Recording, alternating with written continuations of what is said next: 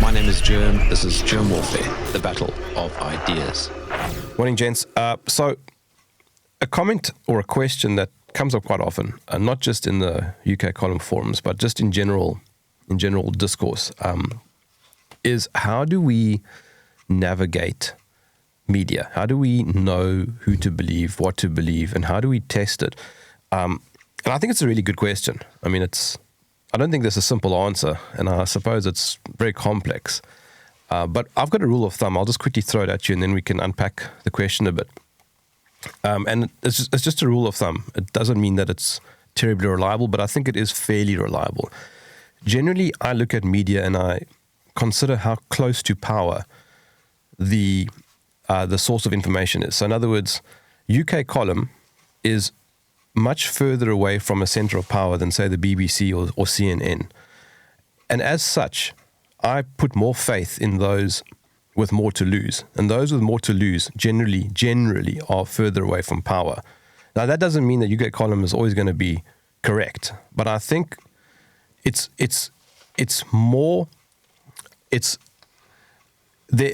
a bigger responsibility from UK column to try and be more accurate than it is, say, for CNN or for the BBC. Does that make sense? Because the BBC doesn't care if it gets things wrong, whereas UK column can lose membership. I think your entire premise here is incorrect. Okay. Actually, this is something I feel very strongly about. Just to give one example, we got an email. One of the very few emails that were negative in response to initially negative in response to the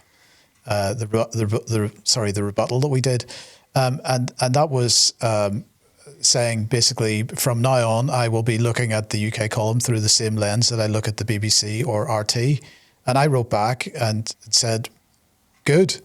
This is look at our about page on the UK column website. This is exactly the point we're trying to make. You should not be putting your trust in blind trust. I'm talking about here in any media organization.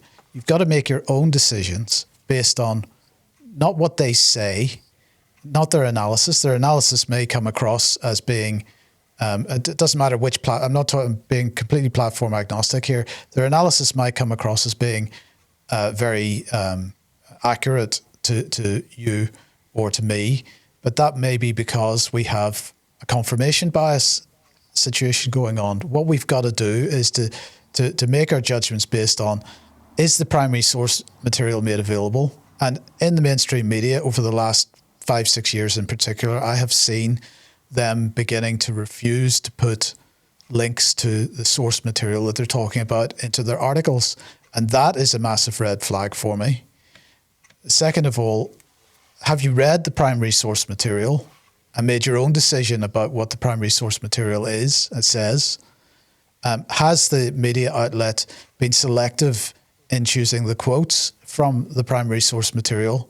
And to give examples, I have seen cases where I've gone to the BBC or I've gone to the Telegraph or I've gone to the Daily Mail, and they've talked about a report that's come from a scientific group or from a government agency or whatever, and they have absolutely twisted the meaning of what the report said, or they've cherry-picked a particular point which in the context of the whole report doesn't say what they said that it says. And of course, then they additionally don't link to the original report, so it's really hard to find the original report, and it takes time. And I appreciate there's effort in this, but it's important to do it. It doesn't matter whether it's coming from us or from mainstream media or whomever. It's important to do it, and you've got to decide. People have got to decide for themselves whether our analysis or their analysis or anybody else's analysis is correct. Yeah, but the question is how. How do you begin that process of asking, how do you differentiate? Well, look, Jerm, most of us have the intent of being reasonable in our approach to life and what people say and so on. You read, you make the effort to actually see what it was that was said in the first place, and then you assess that against what was said in the media outlet. Remember, every media outlet is at best a secondary source, and at best, it doesn't matter who it is going to bring their own biases into their interpretation of what of what has been said or what has been done. And so each of us has got to be able to trust that. In fact, the only people that we should be trusting is ourselves to make a subjective a decision on whether something that somebody has said is accurate or not. But only if you put that effort into. And it's not like you can just go and read an article and then compare that to what was said in the media and immediately come to the right conclusion. This is a process that takes time, and you've got to see how does any particular media organization perform against what was actually said or what was actually done, and make a decision then, and then perhaps you're prepared to let your guard down a little bit. But my opinion is guard should never be let down, no matter who the source, whether it's a secondary source or primary source. The guard should never be let down, and we should be always analysing and considering what's being said and making a judgment based on our own experience and based on what we actually discover for ourselves. So what you're suggesting is, sorry, I jumped in there, but what you're suggesting is approach all media kind of with the same lens. Look, we are, if we just take the column for a second, we are accountable to our membership, right? But if our membership is not actively holding to us account, if our membership is not actively holding us to account, then what is the point of having them? That's our audience. It doesn't matter whether they're members or not. If our audience is not challenging us on what we say, then first of all, that doesn't do us any good because we can we can relax and we can become lazy and we can't, right? So we've got to be challenged by the people that are watching us. That is something that we absolutely encourage. And I would be very disappointed if anybody came and looked at what we produce and just said, yeah, well, the column said it, so it must be true. No, that's not how we should be approaching these issues. We are in an information war, and it also assumes that we can never get anything wrong, which of course is complete nonsense as well. So we've got to be held to account by our audience. Yeah. So my angle is, I'm agreeing with you, but I'm also using Nassim Taleb's sort of risk analysis mechanism.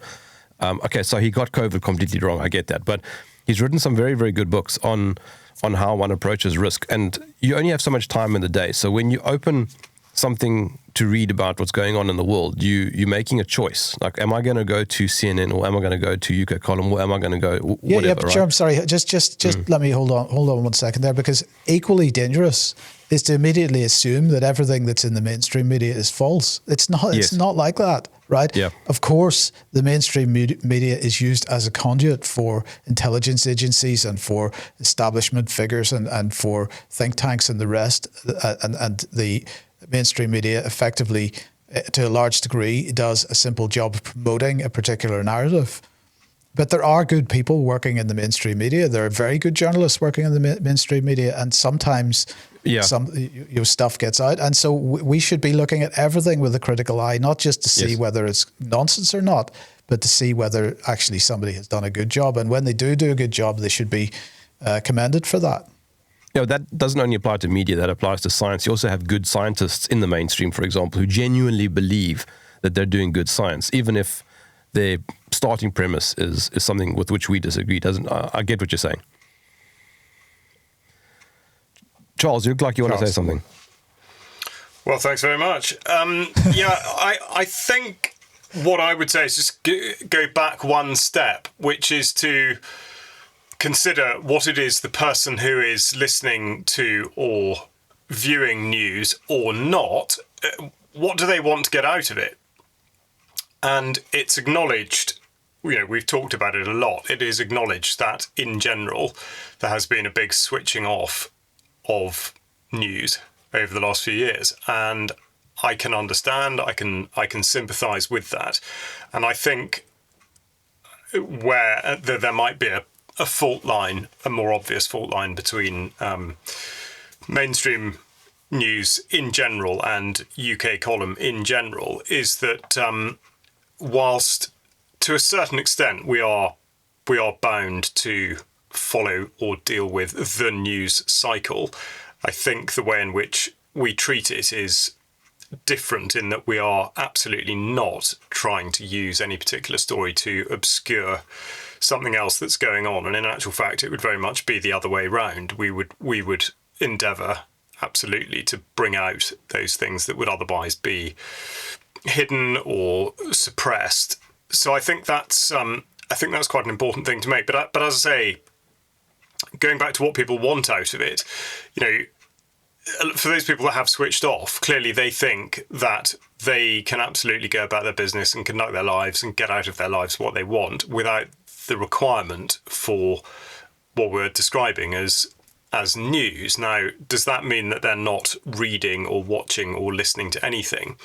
No, it absolutely doesn't. And I think it's easy to think that people who have switched off would therefore be not very well informed. I think that would be an erroneous conclusion to jump to. I mean, I can think of plenty of people that don't watch the news and yet they are well informed because they've looked into the things that they consider that do matter.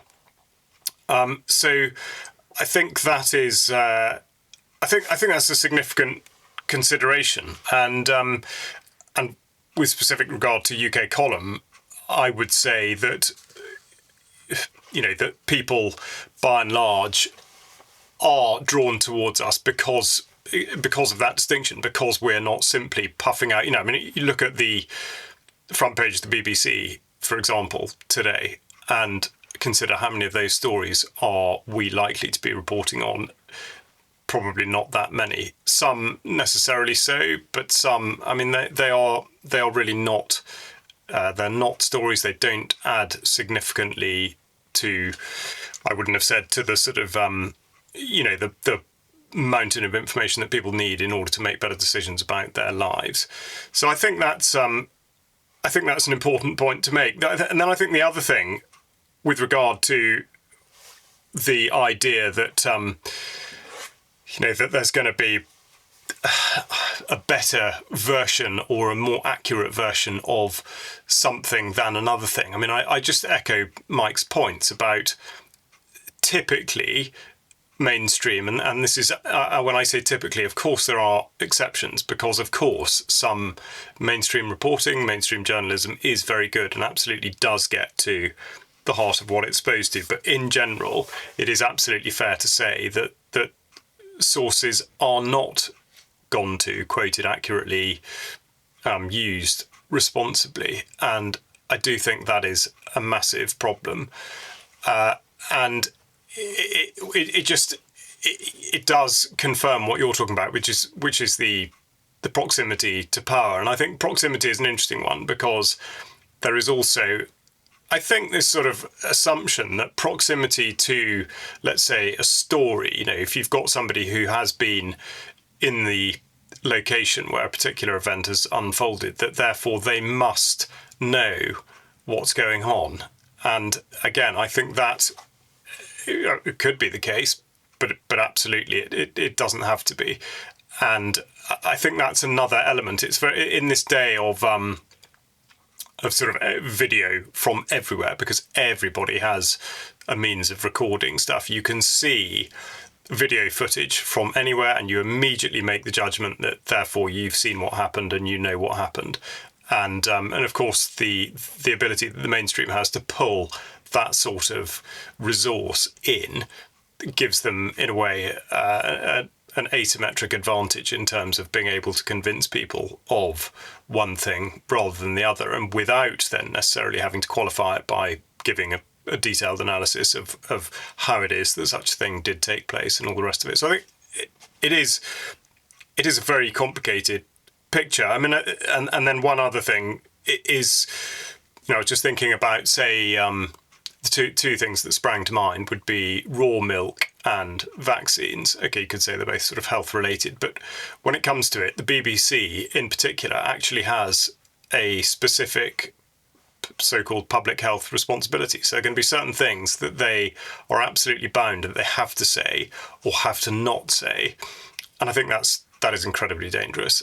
And raw milk, again, illegal in certain parts of the United Kingdom, and there's a great sort of campaign of fear-mongering, which is just parroted by mainstream media. I mean, it's completely and utterly pathetic, and there's no attempt to get closer to where the truth lies. Now, is that actually news? Well, it's only news if the Food Standard Agency make a greater push to try to outlaw, to a further extent, how raw milk is either produced or sold or any of those things. Then it does become news. But it does fall into one of those categories that people should be informed about. But if you go to a mainstream source, you are really never ever going to get to the truth of it. And that is where you then see how corporate influences manifest in a way that they cannot with UK Column, for example.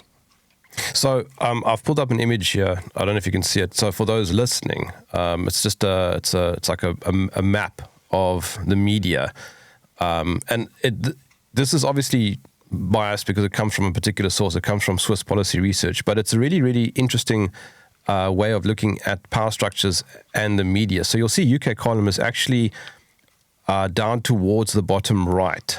You'll see the logo there.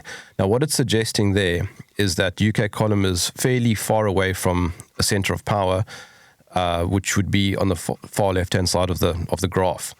Now, why I'm showing you this is that it's not necessarily accurate, and it does go against what you're saying there, Mike, because it's placing different media outlets in different categories. But I think the message that's coming through here is that you're more likely, if you're looking for an element of truth, you're more likely, not always necessarily so, but you're more likely to want to lean over towards the right-hand side of that diagram, because those media outlets are further away from centers of power. If you look at CNN and Fox, they're very close to the US government. So whoever's in power, so like if it's Trump, then it'll be Fox. If it's Biden, then it'll be CNN. And it kind of swings around that way. And you know that you're going to get media that's editorially biased in that direction.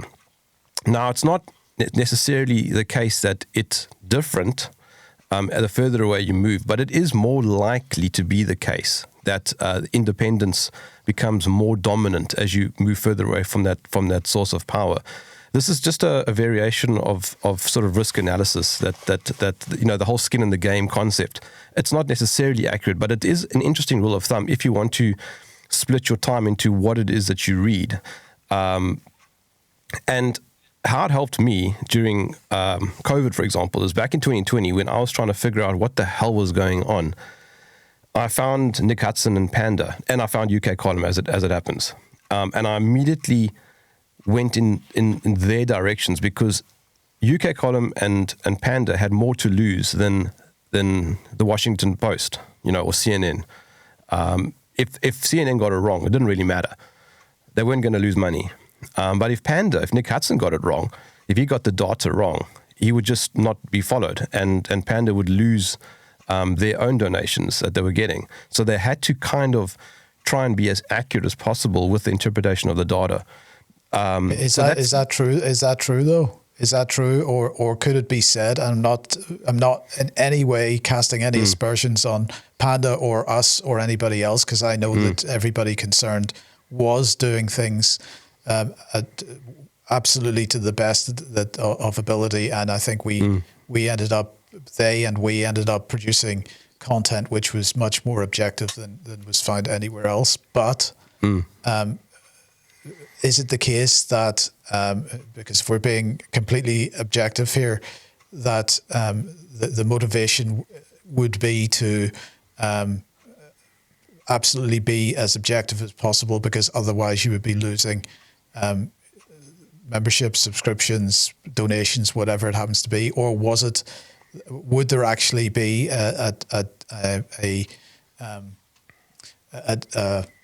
how do I put this? Would there be a case to be made for providing content which a certain section of society wanted to hear, which was no more truthful than was coming from? Yes, I know what you're saying. So like, right, so like Alex Jones. This is why I'm extremely determined that people should not be just blindly following anybody, and that everything that everybody says should be treated with the same skepticism and the same determination to challenge anything that they say, because otherwise we're no better following alternative media than we are following mainstream media. It's the same problem. It's down to everybody. It always comes back to this, Jerm, no matter what, if we think about the conversations we've had over the last year or two, it always comes back to this. It's all about us as individuals making the right decisions. And in the case of the media, no matter who the media is, the right decision is to treat everything that's said with a healthy dose of skepticism and confirm as much as possible what anybody says is true for ourselves. And yet, UK Column and Panda was certainly more on the mark than any of the guys in the mainstream. With COVID, that is. Well, it depends, doesn't it? I mean, sorry, Charles, go I ahead. would imagine there'll still be people who are operating completely within the mainstream paradigm. I don't mean working in, I mean being fed Charles by frozen? it, who will think I thought both of you froze. Yeah, it looks like Charles that everything did freeze. they were told was to a greater All right, extent well, maybe he'll come back in a true. moment. And you can confirm Mike, that let's now, just fill in because for there him for are, a second first of there. all, with regard to So I was making the the comment idea that there was a novel illness. People still talk about decided that. to You do lean hear more people into what saying that they UK have Column got was doing back in COVID, 2020, as well as though it's a Panda, as thing. well as few in the You hear alternative people who circles. still go off to and I get, can't tell you why that is. booster I suspect shots it's for because vaccines. something I in me think, I haven't thought heard anyone say that that for a while, but the I narrative think being that is pushed still the case. in the mainstream And also there has been significant was just interest all in the any same. of the other things that have been Yeah, look, tossed Charles out. is completely gone. He'll be back. Pox and I don't know how else to say it. I just, there was something inside of me that hang on, said, sorry, can you still hear me? I'm more likely to get the truth from UK Column than I am from the BBC. Now, why would I think that? I think you would think that because there is a recognition. Well, it is along. I'm not saying that what you were saying about the difference between corporate media or the BBC, which is corporate media of a special kind, and independent media like UK Column. I'm not suggesting that what you were saying there was wrong, because largely it is correct. The fact of the matter is the BBC has demonstrated, and also the other big mainstream titles in the UK have demonstrated a willingness to simply regurgitate and promote every press release that comes from government, and they've done this for a very long time. Now, a lot of the reason for the fact that those organisations have been finding things increasingly challenging from a financial point of view has been put down to the difficult transition from print media to digital media, and the fact that advertising revenues have fallen and all these kinds of things. And so they're scrambling around trying to look for other revenue sources. The bottom line here is that you can't fool your customer, and their customers are the general public, and the general public aren't stupid, no matter how much people like to think that they are. And so they recognize when they're being propagandized. And to a large degree, in the majority of cases, the mainstream media does that. Now, how has that come about? That has come about because as these so-called financial pressures have come on the mainstream media, and this applies to the BBC equally, they have felt the need to bombard people with content. But the content has increasingly been extremely low quality. And by that I mean they're employing youngsters to come in straight out of university or straight off an apprenticeship or straight out of wherever. One person is being expected to write 8 or 10 articles in a day. Now, the articles are relatively short. They're 600-800 words, whatever it is. But how does anybody actually physically do that? How does anybody write 8 articles in a day and have any time to consider whether the words that they're writing are accurate or not? What they're simply have become, what a journalist has become these days, is someone who takes a press release, uses whatever techniques that they learned in journalism school to rewrite that press release into their own words, but it's basically just a rewrite. It's not There's nobody's going back to the author of that press release and asking questions. They're simply regurgitating that information and publishing it as an article. Now, nobody can do that and as I say, produce anything which is objective, or the media is supposed to be there to hold power to account. Nobody can do that if they're expected to produce that kind of content. And so that's part of the reason. And so once you're in that situation where you recognize that mainstream media isn't doing the job, then as someone who's working in alternative media, what's our role? Our role is to try to hold the mainstream media to account, as well as the people that are pushing out the press releases in the first place. Just in our feet. Oh, sorry, I beg your pardon. Go on. No, you go ahead. So, I mean, just to feed into what you're saying now about viewing alternative media with the same lens. So Doc Malik, who did 1,000 words, one of those 1,000 words episodes on UK Colin recently, he's a great guy. I'm good friends with him. He put out an interesting little video on Substack a few days ago in which he said he's disappointed at how some in the alternative media are approaching him now with this massively binary critique and attack, just saying that if you are somehow nuanced, you're on the wrong side. You're playing into the end. I mean, this kind of false dichotomy that gets created when you have to make a claim that is diametrically opposite to whatever the mainstream claim is, and that in itself is an ideologically flawed position. So, in other words, if the mainstream says there's a pandemic, then you must say, well, viruses don't exist. This is a very bad place to be, because it's one or the other. There's nothing happening in between, and you find yourself falling into the same trap. And it's a critique of the alternative space that needs to occur. There has to be a room for complexity. Yeah, I'm sorry to say that there are quite a number of people that consider themselves to be part of a truth movement who wouldn't know the truth if it banged them over the head with a big stick. The fact of the matter is that if there's an accusation from the truth movement that science is a religion, that science has become a religion, or that mainstream media is religious in a certain sense of promoting certain beliefs and ideologies and based on ideologically based, the so-called truth movement is equally so in many respects, if not even worse, because then there's a certain arrogance comes with it, because, oh, well, I know the truth now and I'm the future of humanity. Yes. And this is first of all completely wrong, and second of all, if some of these people are the future of humanity, then humanity's really screwed. Right? We have to recognize that things are not black and white.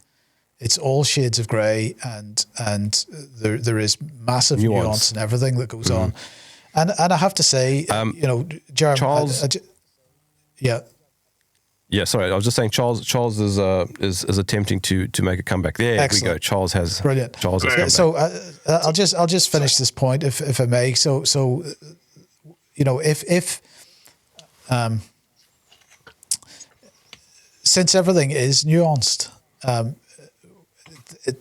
basically, if you dumb everything down to being, absolutely black and white, that you're doing exactly what the mainstream does. So if you're yes. not prepared to accept the mainstream simply unchallenging and regurgitating press releases, it applies on the other side as well, and of the argument, and it's equally bad. So we've got to find a way to try to understand the nuance and not try to dumb everything down to sort of this guy against that guy. That's not how the world works. Well, I mean, that's exactly right. It's disconnected from reality. So in other words, if this is the mainstream view, then we must hold this view, and that's the only truth that exists. And it's it's extremely dangerous. It's a slippery slope, and it'll get you actually nowhere. Indeed. But Charles was going to make a point before he disappeared. Yeah. I was. Yes, my point was that there are still plenty of people who do absolutely subscribe to the mainstream. And the word I was wanting to use, I don't know how far you got, because I dare say I was cut off even before I realised. But I think the word I would like to insert is paradigm, and I think that what is very difficult with all of this, and we do talk about it quite a bit, is the element of peer pressure, and feeling like you're part of a group, a tribe, or whatever it is. And the tendency of the absolutely overwhelming majority of people to go along with what the supposed consensus or indeed the paradigm is. And I think that is exactly what we see on both sides of, let's say, the fence that vaguely runs between the two sides, let's say. I mean, I think it's much greyer than that, but nonetheless, I think we've seen that absolutely with say the UK column audience. I think there have been certain topics that have assumed a greater and greater significance, let's say, in people's minds, and to the point where people who've never really given it much consideration before have just fallen in line with it. And I think, and that is absolutely no different from what people have done on the mainstream side, which is thinking, oh yeah, the most important thing we've got to do is support Pride Month. I drove past a housing yet another flipping new housing development on the outskirts of a town that's already got lots of houses, and they I think I hate to seem so out of touch, but I think we might be in yet another Pride Month, and their banner, they've actually changed their logo so that it is basically the Pride flag with their logo across the front of it. Now that is basically what I'm talking about. Why the heck has building houses got anything to do with that? Anything to do with what is obviously a very politicised agenda? But it works both ways. And to have the moral courage and the sort of intellectual restraint, I suppose, from just going along with whatever the next thing is, I think is challenging. And that's why what I was talking about at the beginning, the idea that there is a news cycle, that this is news as distinct from things that are or are not. We're talking about situations that are evolving. I think all those things are interesting when put together. And as I say, it comes back to, in many cases, the human element. Are you in a profession where if you were to hold views that the Guardian or the Telegraph or whatever doesn't necessarily support, are you going to be ridiculed by those sorts of people around you? Are you going to find that too difficult, even if what you're actually seeing in front of you is different from what you're reading? And I think that for a lot of people, it is just too uncomfortable. I was smiling a moment ago because... Sorry, Jerm. Go on. Go. It's interesting that you bring up a building company doing that. That's, I guess, a form of virtue signaling in the sense that they want to align themselves with that particular campaign, or it doesn't matter which campaign it is. They want to align themselves with the campaign because they think that from a PR point of view, they're going to, effectively sell more product at the end of the day by aligning themselves with that. I think where there's a line crossed is because it has happened in the past where we see a media outlet doing the same thing, and the same goes to, in a certain sense, to whenever Poppy Day comes along and the poppy appears on the media company's logo, or any other kind of campaign. It doesn't matter where it sits on the political spectrum. If that appears on the logo for a media organization, then there's an overt declaration of bias right there. So my view is that media companies in particular, if they are going to at least offer some kind of pretense of objectivity, have got to stay well away from any of that kind of overt signaling that they are aligned with any particular policy or politics? I was smiling a few minutes ago when you were talking there, Charles, because I was thinking of the discussions I've had in the past around chemtrails. Now, I've been accused of holding a mainstream line. Well, this is a great example of that false dichotomy.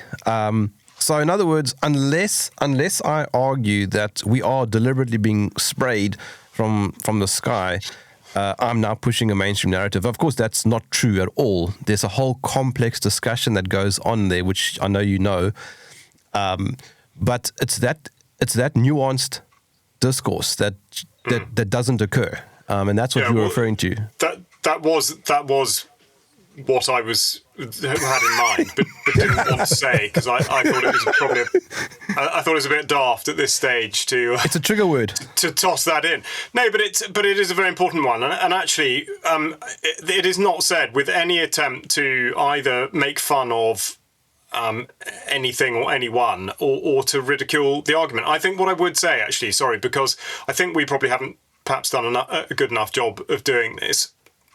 I would like to make the distinction between two totally different things, one of which is the absolutely endless lines of aircraft that fly at over 35,000 feet that are commercial airliners, and aircraft that fly at lower altitudes and are known to be spraying things to either disperse oil, to kill bits of ground, or to chuck herbicide out, or indeed that are engaged in experimental weather modification. I think it's a really important distinction to make, because as I look at comments on this issue, it seems to me that part of the reason that we appear to get ourselves in hot water in that we're saying, that's not going on. I think it's because we are talking at cross purposes. There are two totally separate things in my mind, and I just think that is worth qualifying with. But you see, that is where mainstream is presented with a total gift, because if you say chemtrails and by that you mean anything that you see or indeed don't see in the sky, then the mainstream can have a field day, and that's certainly not what we want to do. I mean, my feeling very much on it, and I know I've said this lots of times before, is what I can't understand is why people are only concerned with what they can see. And this is not, I'm not saying this as we must ground all flights immediately, because that's an irresponsible thing to do. I'm not saying that at all, but all I'm saying is I think if people want to investigate this and get to the bottom of it, what is coming out of aircraft when you can't see anything? And exactly. We just had for I think large parts of the UK, we just had a completely clear weekend. Well, what was going on? Flights were still flying, and stuff's still coming out of those. Sorry, I'm talking here about high-level commercial flights. Anyway, I don't want to get derailed, but it is a very, very good example, because it's a very lazy thing to do in the mainstream, and this was being done. I mean, there's a classic example. This was being done by the BBC in 2024, when it was just after Michael Gove had rewritten the definition of extremism in order that it fell in line with the definition that the Soviet Union had written 100 years previously. And almost immediately after that, the BBC published an article about what it was to be a conspiracy theorist, and how a conspiracy theorist was in effect an extremist. And the one example that was used very obviously with sort of imagery over the text was chemtrails, contrails, whatever you want to call it, but the visual spectacle of them, and therefore that even in considering that these things existed made you an extremist. And of course now we know that makes you a terrorist. So that again, with regard to what it is the mainstream does, and how this, as you say, this proximity to power, why that matters. Well, I think that's a very good example of why that matters. Yes, but it also shows how language becomes a problem, because if you and I are meaning different things when we talk, we're never going to be able to arrive at some kind of understanding. And I've had this discussion now a few times over the last few days with people in my inner circle about the importance of semantics sometimes. Oh, you're just playing around with semantics. No, these things matter if you actually want to. If I need to understand what you're saying and you need to understand what I'm saying, we need to know what words mean. And this is a major issue, Charles. If you look at, and it's not, chemtrails is just one topic of many, but a lot of these things come down to what we mean when we say things. And there's a lot of misunderstanding. That's why I argue that right-wing, left-wing don't exist, because until we can agree on what they mean, there's no point in using these terms. They're just divisive. And they don't help at all. You know, these are just empty labels. But if you had to say to me, so I'm going to talk about chemtrails, but here's what I mean when I say chemtrails, then I can say, okay, based on what you mean, now we can have a discussion that goes somewhere. But the problem is this is not happening anywhere. Mainstream, alternative space, doesn't matter. It's just intellectually lazy. Yeah, I would quite agree. I mean, I think it's very, very important with anything. And sorry, go on, Mike. Well, I was just going to say that I was listening to the Radio 4 Today program on the way into the office this morning, and because I do this so that nobody else has to. And they were talking about the fact that Starmer has decided this morning to announce that he's going to implement a ban on social media for under 16s. And they were bringing various commentators on to talk about this. And there was one commentator, an academic, came on, and I was driving, so I was sort of half listening. I had one ear on it while I was concentrating on the road, but it just took me a little moment or two to twig what she was doing. And then I realized she wasn't using the word children. She was using the words young people. And so she never used the word child or children. And of course, this is part of the manipulation of people's minds, because we start using terms which we have never used before, because she's implying that people under the age of 16 are simply young versions of people that are over 16, and therefore they should have the same rights and the same ability to do things as older people, and there's no consideration of the fact that you are helping, or you should be helping as a parent to guide their view of the world into adulthood now, or helping them achieve their own view of the world, however you want to put it. But the point is that she was using very specific language, which therefore, if somebody's paying attention, should immediately colour their view of everything that she says, because she is coming at the whole thing from an ideological standpoint. She's declaring that. But most people, when they, if they just give, the mainstream media a cursory listen, or a cursory watch, or a cursory read, aren't going to get the nuance of the language that's being used, and aren't going to get those clues as to whether something should be actually considered in a bit more depth than they're being given at that particular moment. Another example is of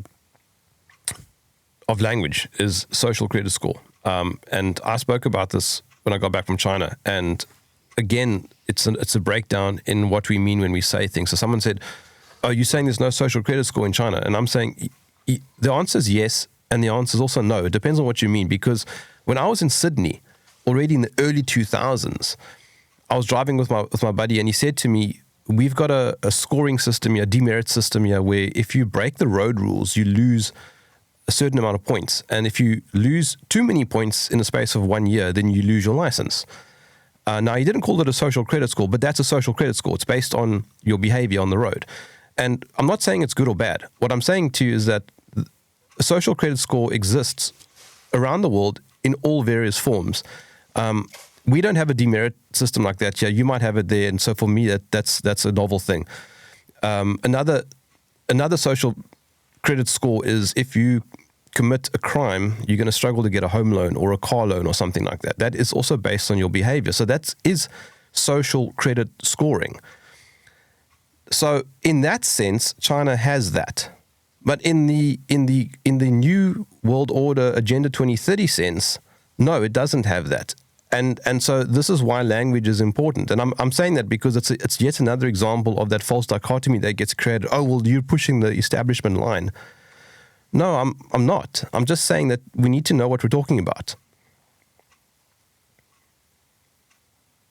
And there's an awkward silence. No. I thought it's hard to tell when one's remote, but I was sure Mike was about to say something. But no, I absolutely quite agree. And there's so many ways. And in fact, what the United Kingdom. What I find hilarious is that the idea that China is in effect the the model that nobody should be seeking to replicate, because the very mention of the words Chinese social credit system are supposed to sort of strike fear into the heart of anybody, and to consider that it's so far off, we would struggle to get there. But the reality is that I mean, in many ways, I think the United Kingdom is beyond anything that the Chinese might have set up. And certainly my understanding of it, from having spoken to people in China about this very thing, is that it's very it's sort of insignificant. It's related to banking, and I mean it affects things like whether you can hire a bicycle on the street, or whether you can take out they have these power bank things on the street, whether it will let you use one of those. I mean, these are not big things. Again, exactly like I said, I'm not trying to dismiss it. I'm not trying to say that nothing exists. But when you think that here we are in the United Kingdom, and first of all, exactly what Mike's just said, Starmer saying that social media is being switched off for young people. Well, as shown on UK Column News recently, of course, you don't have to think very far to realise that means everybody has to have their identity verified, because otherwise how on earth do you know that you're either a young person or not? So that's one very significant thing. But I mean, yeah, it's so childish. Even the is it? Yeah, but I mean, sorry, Charles. I'm jumping if you don't mind. But why was nobody moaning about Australia's driving demerit system? Right. Have you guys got a demerit system in the UK for driving? Yeah, you have 12 points in effect on your license, on your driving license. But that's a social credit score. And well, yeah, it is, because that's actually a very interesting point, because it's supposedly to do with road safety or use of the road, but it's a very interesting area because certainly anything that's worth 3 points, which is the sort of standard fixed penalty, first of all, it's fixed. And secondly, these are for strict liability offences. So what I mean is that if, say your car had a mechanical fault and, absolutely you were not able to do anything about it at that time, and you went through a red light and you had a photograph taken, and you would immediately get 3 points deducted off your thing. Okay, you might argue that retrospectively you would be able to appeal and this, that and the other, but that would be a very protracted process. The point is that anything that's a strict liability offence, it is automatic that you have committed the offence and that you are penalised, whatever it is. And of course, if you go over 12 points, you lose your licence, and that's that. And they can be for a whole range of things that have nothing to do with your use of the road. So yeah, it's a very interesting point. Now, all I was going to say was that's now morphed across business administration. If you submit late returns for, say, VAT, it's the same thing. They've introduced a points system, so you get fined and you get points, and it's the same. And look at low emission zones, for example, rather than being sincere in their desire to keep diesel vehicles out of wherever it is. Oh yeah, you can still bring the vehicle in, you just have to pay money. As though somehow the money changes the nature of the diesel emissions or whatever it is. It's totally ridiculous. So I completely agree with you. Just to add to that a little bit, the narrative that we all have to be afraid of Chinese social credit, that this is China which is originating this whole thing, and that it's all going to be exported from China into the West. Matt Ehret's wife Cynthia has just published something which exposes the fact. She's coming onto my show to talk about that. Right, that exposes the fact that any kind of social credit system that exists in China has actually come from the West in the first place. Now, and she's explaining who it was brought it in and what the nature of it is and what effect it has on people's lives. You know, setting aside the points on the license thing being a social credit system, which it is, people's credit score, which is something that we absolutely do have in the UK and the United States and in the EU, which is largely run by companies like Experian, and absolutely determines whether you have access to any form of credit, how much you pay in interest rates on a credit card that you get, whether you're entitled to a mortgage. These things are absolutely dependent on your reputation financially and your behaviors, financially, your prior behaviors. Equally and increasingly, and in fact, it's probably universal at this point, anybody that's applying for employment in the UK or the US or the EU, companies are giving your information to third-party screening organizations. They're looking at your social media profile, they're looking at your past history and so on, finding out as much as they possibly can about you, building effectively a social credit profile of you, and that will determine whether you're even invited for interview or not. And so, you know, this is something which pervades our society. It's not something that relies on the Chinese exporting anything to us. It is there. It is right at the core of everything that we interface with. And the idea of Chinese social credit drives me nuts because it absolutely it's a distraction. Ignores the reality of the lives that we already are experiencing. Got a few minutes left. When you disappeared, Charles, I wanted to show this. So let me show it quickly now. It looks a bit small on the screen. So for those who can't see, it's a graph. It says the propaganda multiplier. And then at the top, it's got basically the US government and the Pentagon. And then below that, it's got three major global media, what did you call them? Agencies, AP, AFP, and Reuters.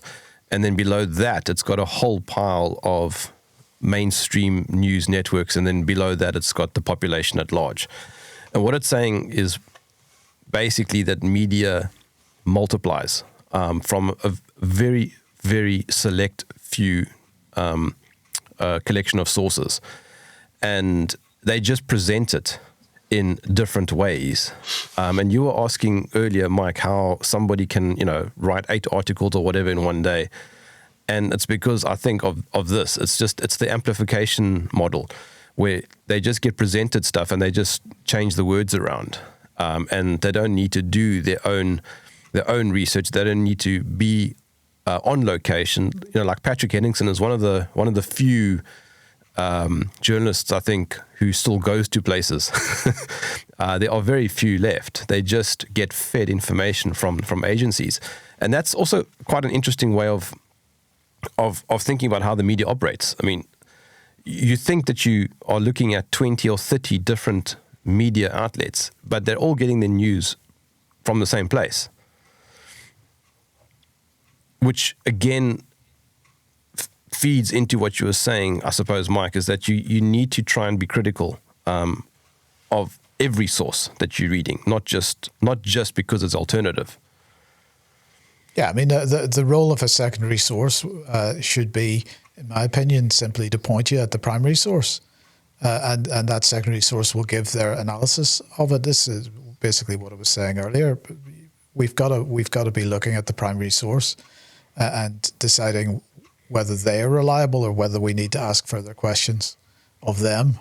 And hopefully we at the column ask many, if not all, the questions that need to be asked. But that's our primary role, isn't it? I think even that, I mean, it is amazing. It's a very, very complex environment. And I'm just thinking of, primary sources, especially where, say, government documents are concerned. We mustn't forget that not even, but perhaps especially primary sources are still very economical with the truth or the way that they actually present things. And I can think of numerous instances, but one that was very interesting recently was the way in which relations with Iran were characterized by various government publications. And of course, what they don't do is link back to the previous document that dealt with the same subject, in order that if you do go and look for the primary source now in 2026, you won't see how the position has been changed 180 degrees. And that is another thing that is not done, I think, sufficiently, in fact, across the piece. But I think this is where, with a UK column, first of all, we've got 20 years of experience and a 20-year catalogue of where things have come from. But I think that this is another thing that people are not good enough at, is not just taking the primary source as a sort of standalone document, looking back to see where that has come from, because that is, in many cases, where you will find the inconsistencies and the contradictions, the hypocrisies, and specifically where governments and corporations are concerned, where they will simply change direction according to what seems to be more expedient at that particular time. And, this is, again, never pointed to. I mean, first of all, if you're not even going to quote or properly reference the primary source, then how on earth are you ever going to get any closer to that? And I think, we then return to the whole idea of, well, what is it that people are actually wanting to get from consuming news in the first place? What are they going to do with that? Yeah, but the thing also is that primary sources get abused. I mean, somebody can literally say something on camera, but in the way it's edited will make it seem as though they've said something else. That's why I said at the very beginning that it's one of the things that people have got to work out for themselves is whether a quote, for example, has been cherry-picked, taken out of context. So context is everything, and so the number of, I mentioned this earlier, the number of times I've seen a primary source document being presented by the mainstream media in a way that the document itself just simply does not, it just doesn't stand up to that interpretation. But you only find that out if you go to the original report or the original document. So, what Charles just said is very important to also put that original document in the context of what might have been said before, but just establishing whether the media coverage of whatever has been published is fair is a good starting point, and then your journey begins. All right, time's against us. Mike, Charles, thanks for joining me in the trenches. I'll catch up with you next week. Thanks, Jerm.